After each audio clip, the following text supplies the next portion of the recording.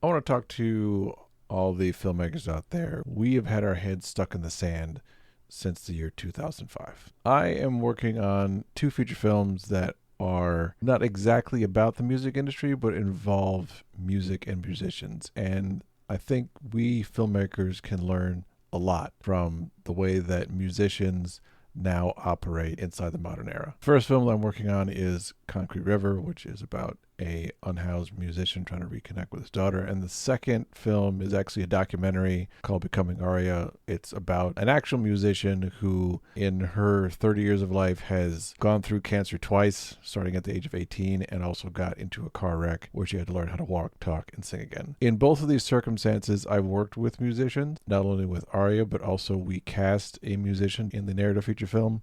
Minor part, but a very important part. And I've just noticed that musicians do something that we filmmakers don't, which is they understand the assignment that they have to talk about not only the art, but themselves. They're performers, and they realize that every circumstance that they have in order to perform, they will take it. They are not shy about talking about themselves, the music that they're making. They see every avenue as an opportunity to get their music out there. Whereas we filmmakers are kind of like stuck in 2005. We still think we make the art and then somebody else goes out and talks about it. The music industry has long been kind of a canary in the coal mine of what's happening. I remember when I graduated college way back in the day. This was like the beginning of Napster and LimeWire, for those of you who remember LimeWire. And we were all downloading music and thought this was great, whereas musicians were like, this is really going to cut into how we make money. Musicians back then made money on album sales. If you weren't selling a lot of albums, you weren't making a lot of money, you weren't getting a lot of play. So they had to then pivot to touring.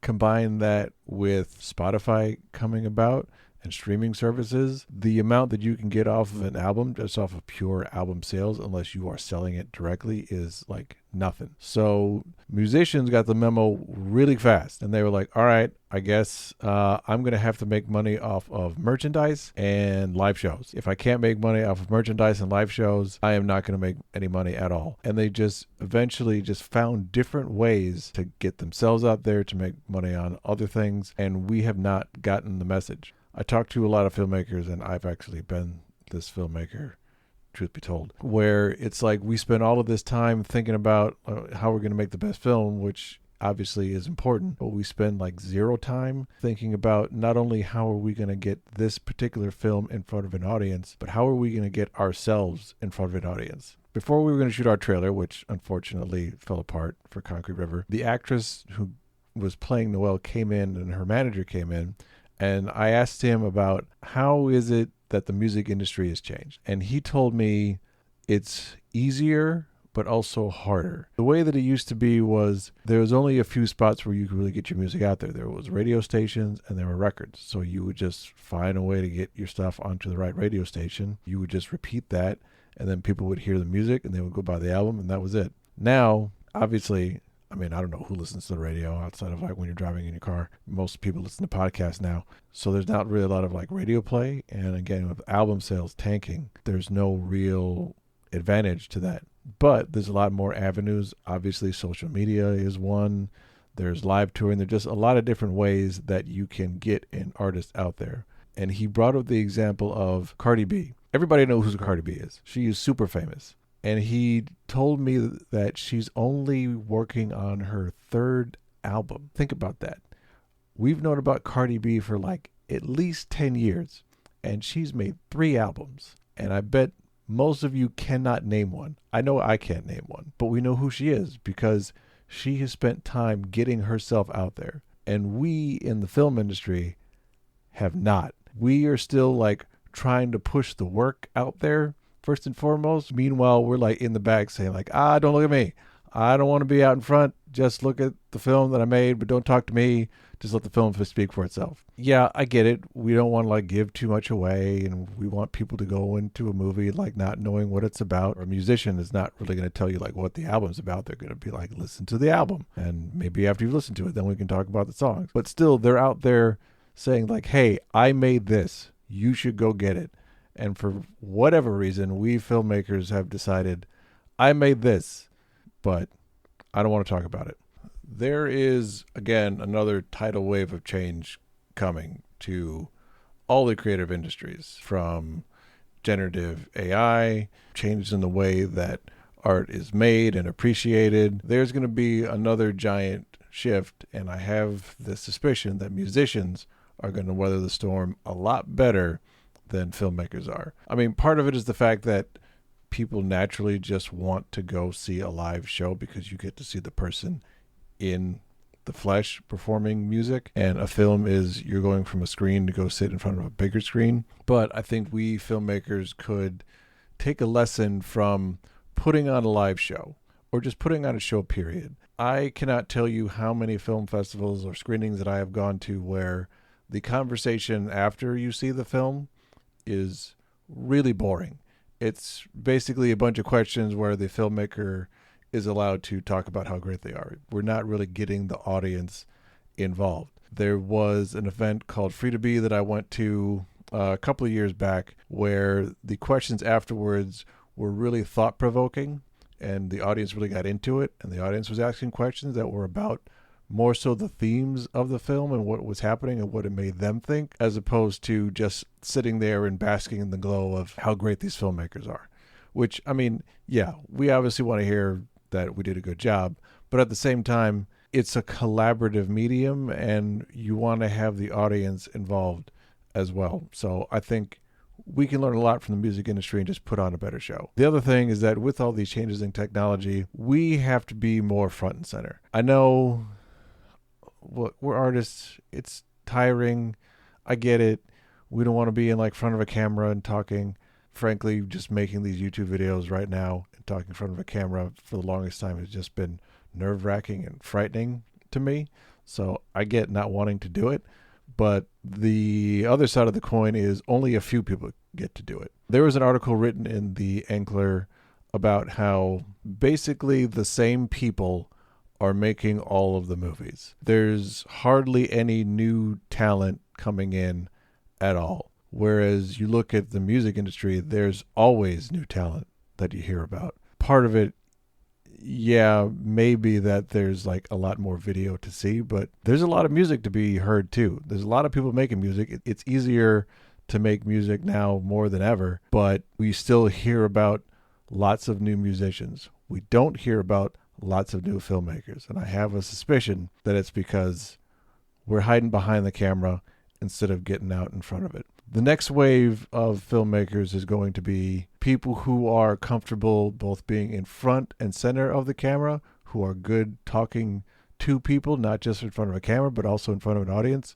People who can put on a show in addition to making a great film. And also people who can think about the business side as well as the art side. The art has to be good, but, you know, I got bills to pay. And I don't need this thing to make some money. You know, my landlord doesn't care that I make great art. They want those checks to be cashed. We kind of have to have a foot in both worlds. When I was coming up with like, how am I going to make a company that makes films and also stays profitable? We have to also think of our films. I mean, obviously we want to make money off the movie. You don't want to lose your investors' money. Nobody likes to lose money, and a great way to have people not like you and want to invest in more of your movies is by not returning their money. We should also think of what we're doing as essentially marketing for ourselves and what we do, because I mean, making a movie takes a long time to get going, and it takes a long time to make, and it takes a long time to finish. So what are the other sources of income that we can use to surround ourselves with? The movie comes out, but what other things besides just the movie itself and like selling it to a large platform or getting it in theaters can we also do? In the case of Concrete River, whenever we get it going, we're thinking about screening it alongside of live performances. We're thinking about having a great soundtrack, having a graphic novel to go alongside of it. I'm sure there's other things that we can think of that to generate revenue and also excitement and bring in new audiences. There's a lot of ways you can do it. The light bulb's starting to go off with a lot more filmmakers that, yeah, I need to start thinking about how I can take control and about how I can be thinking about how I'm going to get this movie in front of audiences, because the relationship between filmmaker and distributor is kind of broken right now, because again, there's only so many people who are actually making things for a large company. So we have to do it ourselves. It's just a thing that we have to think about. And also, it makes you a better partner. Like if you go into somebody's office and say, here's my movie and I want to work alongside you, I'll do whatever that you need me to do to get the word out there. That looks a lot better than if you just say, here's the movie, now you go take care of the rest. I'm going to go on vacation. You tell me when it's screening somewhere and I'll show up and say a few words and then go home. Even with this tidal wave of generative video coming in, people still want to see long form stories by other human beings.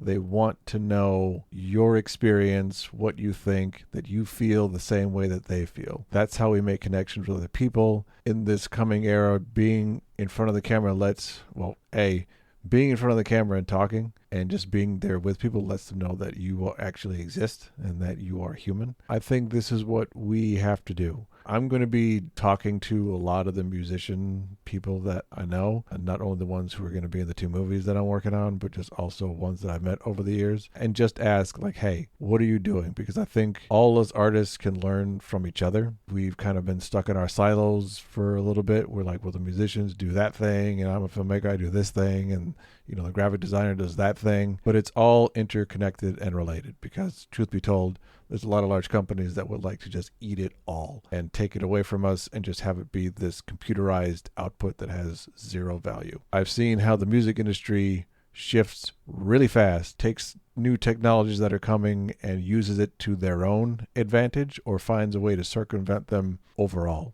Like when streaming came out, I saw all the musicians, they put themselves on Spotify to like get a certain amount of plays, but they were making their own videos. They were going hard on social media, especially like TikTok and Instagram. They are not shy about putting themselves out there in any shape or form, because they know I'm not going to be able to make music if nobody knows who I am. And right now we are in an era where if we want to make visual media, people have to know who we are.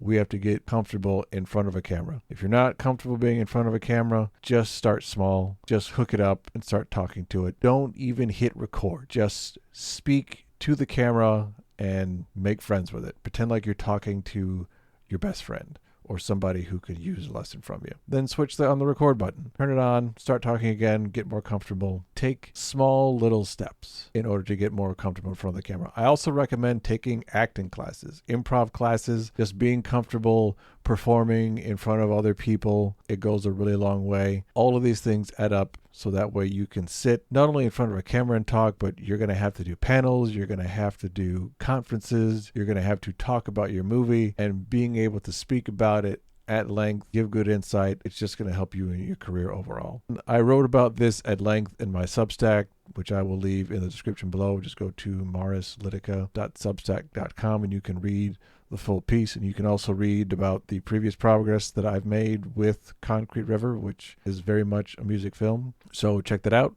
and I will speak to everyone next time.